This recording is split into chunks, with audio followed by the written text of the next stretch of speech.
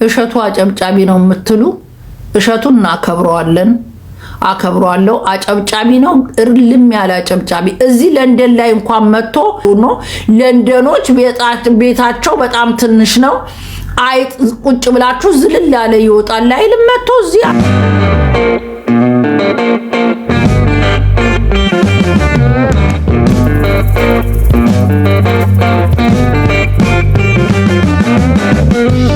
ለንደኖቹም ሙልጭ አርጎ ይተሳል። ለንደን የተቀበለችው አንድ ትግስት የምትባል እሷ ቤት አይቶ ይሆን አልሆነ። ለንደኖች ቤታቸው በጣም ትንሽ ነው፣ አይጥ ቁጭ ብላችሁ ዝልል ያለ ይወጣል አይልም። መጥቶ እዚህ አስተናግደውት በክብር እኔ ጋር አልመጣም። አግኝቼው ፎቶ ተነስቻለሁ። ትግስት አራዳን የተቀበለችው ትግስት አራዳ ቤት አይጥ ሊኖር ይችላል፣ ግን እንዴት ሁላችንም ጋር አይጥ አለ ብሎ ይናገራል? ትግስት አራዳ ናት የተቀበለችው። እንዳለ ስቀመጥ አለ እሷ ምግብ ልሰራ ስል አይጦቹ ብቅ እያሉ ይሄዳሉ ብሎ እንግዲህ መላ ዓለም የሚሰማ ሚዲያ ላይ ነው የተናገረው። አንተ እኔ ቤት ብትመጣ ደግሞ የለንደን ጠባብ አይደለም፣ ትልልቅ ቤቶች አሳያለሁና የባሌ ለዛውም ወንደላጤ ነው። ላሳያችሁ እንዴ ማያችሁ ባሌ እንግዲህ ወንደላጤ ነው። አንድ ቤድሩም ነው ያለው። ሳሎኑ ማየት ትችላላችሁ። ይሄ ሳሎኑ ነው።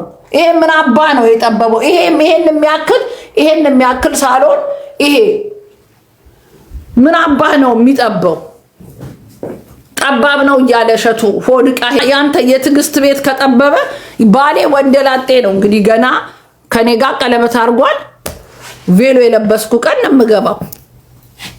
መኝታ ቤቱ ሰፊ ነው የሊያጤ። እንደገና የኛ የባለ ትዳር ቤት ደግሞ ትግስት ሁለት ልጆች እንዳሏት አውቃለሁ።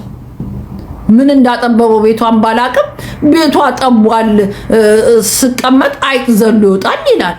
በእርግጥ አንደርግራውንድ አይጥ አለ ለንደን ላይ አይካድም። ብዙ ቤቶች አይጥ አለ፣ የቆዩ ቤቶች። አሁን እኔ ብራንድ ኒው ስለሆነ ነው እንጂ አይጥ አለ። ብዙ አበሻ ቤት አይጥ አለ። ሳያ አላወራም። ለነገሩ አይጡ አለ፣ እውነት ነው። ይሄ አይካድም። ኢትዮጵያ ለንደን ላይ አይጦች አሉ። ከየት እንደሚመጡ ራሱ እኔ ድሮ አይጥ ኢትዮጵያ ውስጥ ብቻ ነው ያለ የሚመስለኝ። ትግስት አራዳ አይጥሽን ካውንስል ደውለሽ ማታቂ ከሆነ ካውንስል ደውለሽ በነፃ አይጥ ያጠፋሉ። ካውንስል ለምን አትደውይም? አይጥ ውጭ ሀገር አበሾች ሲመጡ አይጥ እያሳያችሁ ለንደንን የምታሰዱ ካውንስል በነፃ ነው አይጥ የሚያጠፋው። ደውለሽ እቤቴ ማውዝ ነው አይደል በእንግሊዘኛ፣ ሌላ ደግሞ እንዳለ አለ ብለሽ አይጥ ማውዝ ማለት ካልቻልሽ ስዕሉን አሳያቸውና ማይ ሃውስ አንዷ ደውላ ቤቴ አራዊት አለ እኮ አለች። አይጥ ማለት አይችሉም። ማይ ሃውስ ቢግ እንትን አለ ብላ ቢግ አኒማል አለ ብላ የደወለች አለች። እዚህ ሀገር ማይ ሃውስ ቢግ አኒማል ሃው ካም አይ ሲ የስ ብላ እንዳለ በቫን ተሰብስቦ ፖሊስ ሲመጣ አይጥ ይሄ እንዴት ማውዝ ነው እንዴት ነው ቤቴ ውስጥ አራዊት አለ ብለሽ የምጠሪም ብለው እንዴት እንደተቃጠሉ እኔ ራሴ አላውቀውም። ራት ነው የሚባለው አይጥ እኔ ማውዝ ነው ያው ነው።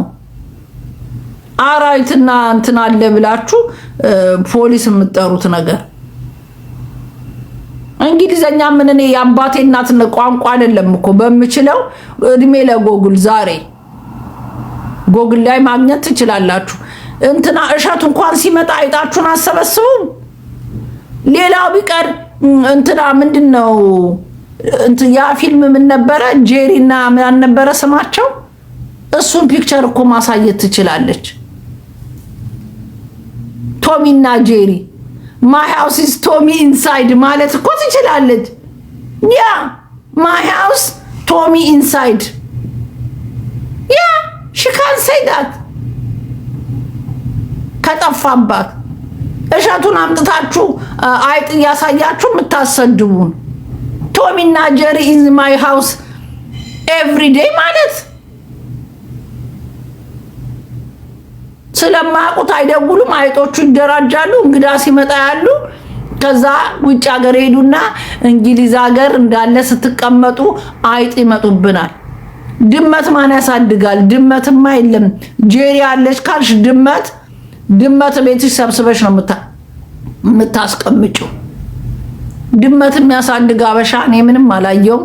ካለም አንድ አበሻ ድመት ገዛች ለልጇ ማለት ነው። በጣም ስታስቸግራት ማናራዊት እንትን ማናንተ አንድ አበሻ ድመት ገዛች ለልጇ ማለት ነው። በጣም ስታስቸግራት ማናራዊት እንትን ማናንተ ሰውዬ ቆይ ጊፍቱን ቀስ አድርገው አውርቼ ልጨርስበት። ድመት ገዛች አንድ ጓደኛዬ። ውሻ አልችለውም ድመት ግን ምንም አታስቸግርም ብላ ለልጇ አንድ ልጅ ስላላት ቦሪንግ ሆነች። ሁለተኛ ልጅ አልወለድኩላትም ለልጄ ብላ ድመት ገዛች። የዚህ ሀገር ድመት እንደ ኢትዮጵያ ሄዶ ምናምን የሚመጣ መሰላችሁ? እሷ ሄዳ እስከምትመጣ በስንት መከራ የገዛችውን ሌዘር ሶፋዋና መቀመጫ በእንትኗ ጭራ ቡኒውን ቬጅና ቡኒ ያደረገችላት ጭራባት ማለት ነው።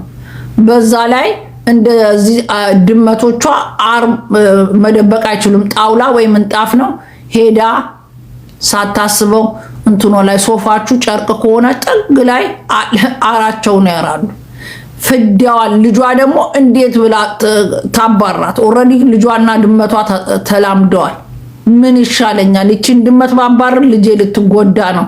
ድመቷ ከለከለች ኑሮ ምን ይሻለኛል ምናምን ትላለች ማለት ነው። ከዛ በኋላ ምንም ማረጋችልም። ሆሊዴ ሄዱ። ሆሊዴ ሲሄዱ ድመቷን አስወጥታ ከቤት ዘግታ ሄደው ለወር ሲመጡ ድመቷም ጠፋች። ልጅየው ስመጣ አብራ ወይኔ ድመቷ የት ሄደች? አብረው እንዴ ጎረቤት እንዲያዩልኝ አይቻት ነበር ብላ ድመቷ ጠፋች። ልጇ ልትፋታ ነው። ልጇ ለካ አንድ ሀገር ፎቶ አላት። ድመቷ በየግርግዳው ተለጥፋ ሎስት። እኛ ሀገር ሰው ነው የሚፈልገው አይደል? እዚህ ሀገር ድመት ማይካቲዝ ሎስት የሚል ተለጠፈ በየቦታው። ካቷም አልተገኘች፣ ልጅቷም ተገላገለች። አርማት። አሁን ደግሞ ውሻ ገዛች። አላረማትም። ልጇ አሁንም ዲፕረስድ ሆነች ምናምን ይላሉ። እዚህ ሀገር ደግሞ ቡራ ሲነፉ ማለት ነው። ልጆቻችን ዲፕረስ ምንም እኮ አይሆኑም። የዚህ ሀገር ልጅ እንኳን ዲፕረስ ሊሆን ልጄ ዲፕረስ ልትሆንብኝ ነው ውሻ መግዛት አለብኝ አለች። ግዢ አፎርድ ካረግሽ ግዢ አልኳት። ሄጄ እስክመጣ ጠላታችሁ ልጅቷ ድመት ገዝታ መጣችና የኔ ነው ውሻ ገዛችና የኔ ውሻና የእንግሊዟ ውሻ ዘራቸው አንድ ነው እንዴ? የውሻም ደግሞ ዘር ሊመጣብን ነው ብዬ ኦኬ አልኳት። እኔ ዘራቸው የእንግሊዝ ውሻ ዘር ምን ሰምቼ ማለት ምን አባታቸው አይነት ውሻ እንዳላቸው ትዝ ብሎኝም አያውቅ። የኔ ውሻ ዘርና የነሱ ውሻ ዘር አንድ ነው አለች። ኦኬ አልኩ። እኔ ምን አገባኝ። ከዛ ስንት ሺህ ነው ገዛኋት። ልጅቷ እኮ ሺህ የሚባል እግዚአብሔርን በሚያውቀው ያላት አይመስለኝም። ሺህ ከምናምን ኦኬ አባቷን ይገዛላት አለችኝ። አመንኩ። አረ 2000 ምናምን ካረሳሁት ወደ 3000 ሳይጠጋ አይገርም። ይሁን እኔ ምን አገባኝ ትግዛ።